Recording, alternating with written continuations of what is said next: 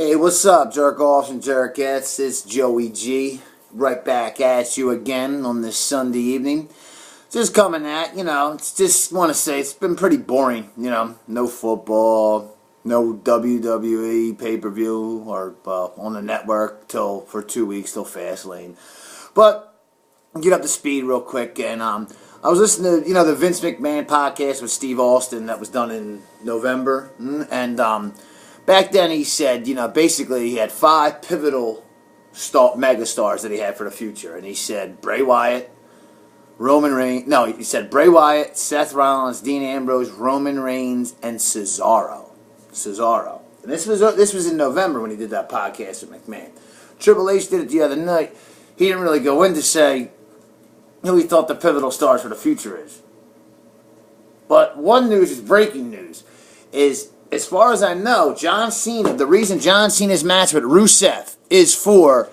Damn, my friggin' Money in the Bank briefcase is breaking in. The reason John Cena is wrestling Rusev at Fastlane, they were supposed to be at WrestleMania, but the reason they bumped it up to Fastlane is because Cena is going to go at it with Finn Broyle, corny-ass, gay-ass name, a.k.a. Prince the Vet. For the real wrestling fans, not the pretend fans.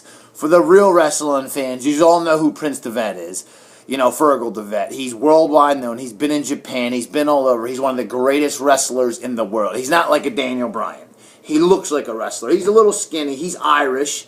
You know what I mean? I think he has a little beef with Sheamus, too. He said he would never wrestle Sheamus. I don't know. Sheamus, I think, almost kicked his head off in Ireland. I don't know the full story, so I'm not going to report a false or the whole story if I don't know it to you.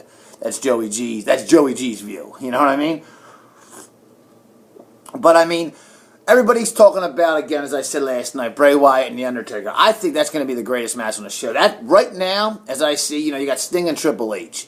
That's going to be for the power of the WWE. And we know Sting's going to win because authorities and factions like the McMahon-Helmsley era, back when Stephanie and Triple H were just married, and they had the McMahon-Helmsley era back in 99 and 2000. And then that came apart. You know what I mean? Well, actually, Vince joined, but then that came to the scenes. And then they had the invasion where WCW and ECW came together after Vince bought WCW. That only lasted so long. The Nexus maybe would have lasted a long time. Evolution lasted a while. They lasted, 2-3 years. But, after Randy Orton got kicked out, it was pretty much the end for him. Because then Batista left 6 months later. And that was it. But they were a good faction. But the Shield, I think the Shield should have went another year. That's just my personal opinion. They should still be going right now. They were just great, the Shield. I know I'm getting off topic of Bray Wyatt and The Undertaker, but I talked about them last night. The Shield was just great. Roman Reigns deserves this world. I can't believe that people are really hating on Roman. I was at the Royal Rumble. Yeah, there were people booing. It was almost that, I didn't want Roman to win. I'll be honest with you. I was going to have a sign to come in, and I was going to say, if Roman wins, we riot. And somebody did right below me have a sign that said, and it was blinking, and it said, if Roman wins, it said, if Roman wins, we protest or something. It said something. It was something different. It wasn't we riot. It's we protest. I didn't want Roman to win, but on the same token, I didn't let it be known. I didn't even let it known to my fans, anybody but Daniel Bryan. I wouldn't have cared if Tits O'Neil would have won.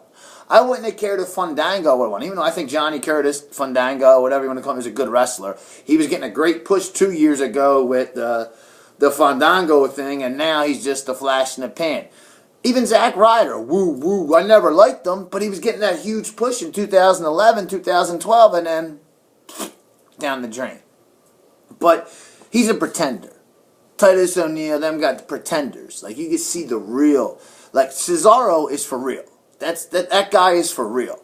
It's a shame that he was playing, if you guys remember, in Money in the Bank in the end of June. Yeah, my gosh. The last day of June of 2014, they had the Money in the Bank pay-per-view. Seth Rollins won it. And then they had it for the title. Cesaro was originally planned to win the title at that pay-per-view and to face Brock Lesnar at SummerSlam. Cesaro was the first pick to win the title. And then they went back and had John Cena win it, and then Cena held it for 2 months and then lost to Brock, and Brock's been champion ever since SummerSlam. And like I said, Cena against Finn Broyle I think that's going to be a great match. I think that has potential to steal the show. I don't like Daniel Bryan, but him and Dolph Ziggler, that looks like what it's going to be because I'm hearing Sheamus versus Ryback. Ryback is the face, of course, because Ryback is the future as well. I mean, he wasn't on Vince or Triple H's big list, I think. I think they might think of him as like a big dummy, but I think he's the big guy, and the big guy is the real deal. I'm a Ryback guy. I like Ryback. I like Ryback a lot. I like him as a face. I mean, as a heel, he's just like, this, he's like a guy that's big, bad, but he's good as a face. Like Goldberg. Goldberg's a big, bad, badass, but he's good as a face. Same thing with Roman Reigns. Roman Reigns is good as a face or heel. But you can just, you can sense that with Ryback. Like when he went heel and he went against Cena, he just sucked. I mean, it was just, then he went with Curtis Axel and it was Ryback, it sucked. Ryback is along with him and I think Dean Ambrose. They're the two realest guys, I think, that are the future. Right now, it's Roman Reigns. I mean, and if Roman can pull through this, he's got to get mic skills. Okay, he is badass, but even Stone Cold, said you got to have mic skills. Remember when Stone Cold, WrestleMania 13, and fought Bret Hart?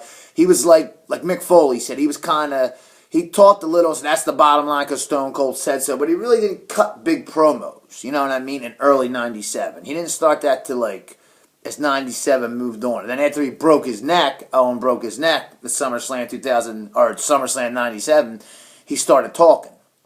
Roman doesn't have much of a repertoire.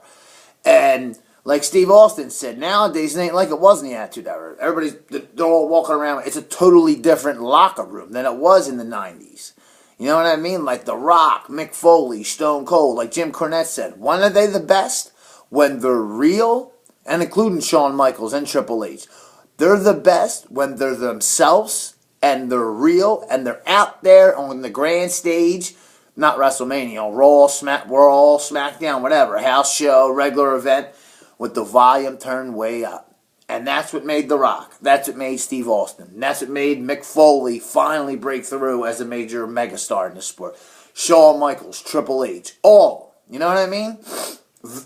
Even the Goldust, Dustin Rhodes. Look how long he was floundering behind his dad. He became Goldust, and now he has his own identity.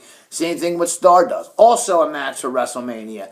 Goldust versus Stardust. That's going to be a match. And also, Miz versus Damian Sandow at WrestleMania. Also, 2 more matches I would just let you fans know about. This WrestleMania card's looking good. Also, the Rusev Rock angle. The angle where Rock came into Brooklyn back in, I think it was October. Yeah, it was October 6th. Yeah, it was early October. When The Rock came out, and went at the Rusev, and said some shit to Lana. It was really funny. They're planning The Rock versus Rusev at WrestleMania. Cena versus Finn Balor, which I think's great. Because next year, you're going to have The Rock Cena 3. So this year, you had Cena versus Bray last year. Versus a young youth guy, and he won. And Cena's going to go over on Finn Balor, too. You know what I mean? I can't see a guy, even though they are saying Finn Balor, a.k.a. Prince Devitt, for you pretend fans that don't know. Finn Balor is in NXT. He used to be Prince Devitt. He was in Japan, all over the Indies. He was better than the Indies.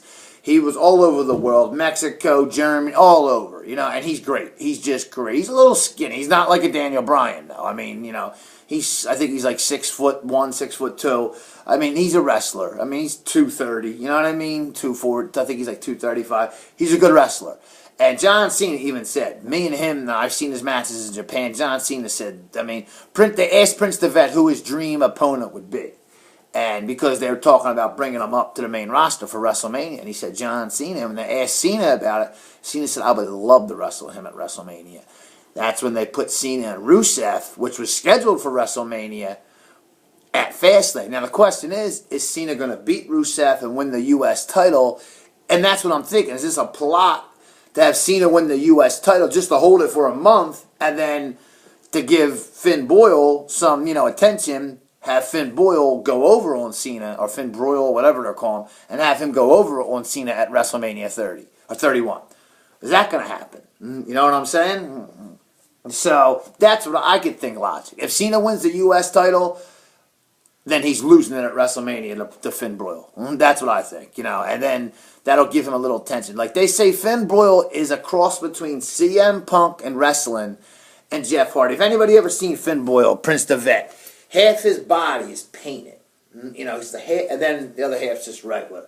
And then he's such a great artist. I mean, John Cena even said, this is the guy in 3-4 years that everybody's going to be talking about. Yeah, you'll have your Roman Reigns, you'll have your Dean Ambrose, you'll have your Seth Rollins, you'll have your Bray Wyatts.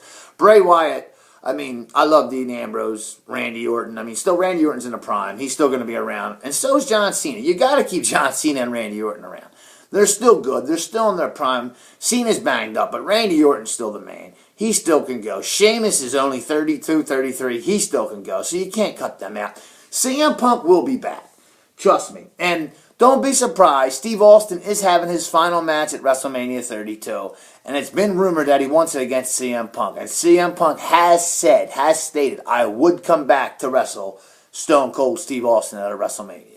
It's not happening this year. We know that. I mean, it was rumored earlier in the beginning of this year and late last year in 2014 that Austin was going to come back. But he is, but not until WrestleMania 32. Fans got to remember, marks, all you jerks out there, WrestleMania 32 is in Dallas in front of 100,000 freaking people. They got to have, that's when they're having, people are saying, we're not seeing Taker Sting. That's not the match we want. What's up, Danny Mac? There he is. Get here in front of the camera, D-Mac. Say what's up there for everybody. I'm going. You going out, bud? All right, man. We'll do a show. That's D-Mac. What's up? And, yeah, I'm telling the people how they're complaining about they're not getting Sting and Taker this year at WrestleMania. They're getting it next year, Danny. Yeah. You know what I mean? That's why they're, you know what I'm saying? That's what I'm trying to break down. But have a good night. Taker and Bray, right? Yeah, Taker and Bray and Sting and Triple H this year. Next year, they're getting Sting and Taker in Dallas. The home of our... The home of the hated cowgirls that we hate here in Philly. All right, D-Mac, have a good day. I'll talk to you, brother. Love you. But yeah, but you got to look at it like this, okay? Taker versus Wyatt. That's going to be a great match. It's going to be a great match. And Bray's going to go over because, like I said, and I've said this before, Taker wasn't going to be at WrestleMania this year. He was going to make an appearance, and that's it. Bray's going to go over. Sting's going to fight Triple H for the power of the WWE. Sting's going to represent Vince McMahon because Vince McMahon, storyline-wise, is going to get tired of the authority, as you saw as he was around Survivor Series.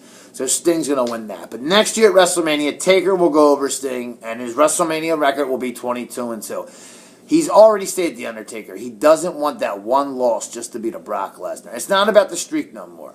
It's about The Undertaker passing the torch to Bray Wyatt because Bray Wyatt's the man. I mean, as much as I like Dean Ambrose and, you know what I mean, and Randy Orton and CM Punk and future guys, Finn Boyle, you know, Seth Rollins I like, Luke Harper I like, you know what I'm saying? There's a lot of young guys I like, you know? But Tyson Kidd's one of my favorites. Cesaro. No, I don't like Dolph Ziggler, and he's not that young anymore. But Sheamus I like. But there's this, you know, Bray Wyatt, there's something about him. He is like the next Undertaker. Not the next Dark Man, but he is in that aroma. Like the Undertaker, Mankind, like that scary guy. You know, the new face of fear, as he said on them promos. And if you heard the promo on Raw and SmackDown, Bray Wyatt is talking about The Undertaker. And The Undertaker said, I won't wrestle this match at WrestleMania if Bray wouldn't win. So it won't be a big shock. You know, people will be like, damn, 2 years in a row, The Undertaker lost. But then next year, he'll beat Sting, and it'll be the biggest win of all his WrestleManias. 22-2. You were in 24 WrestleManias, and you won 22 matches, and you only lost 2. I would die for a record like that. This is Joey G.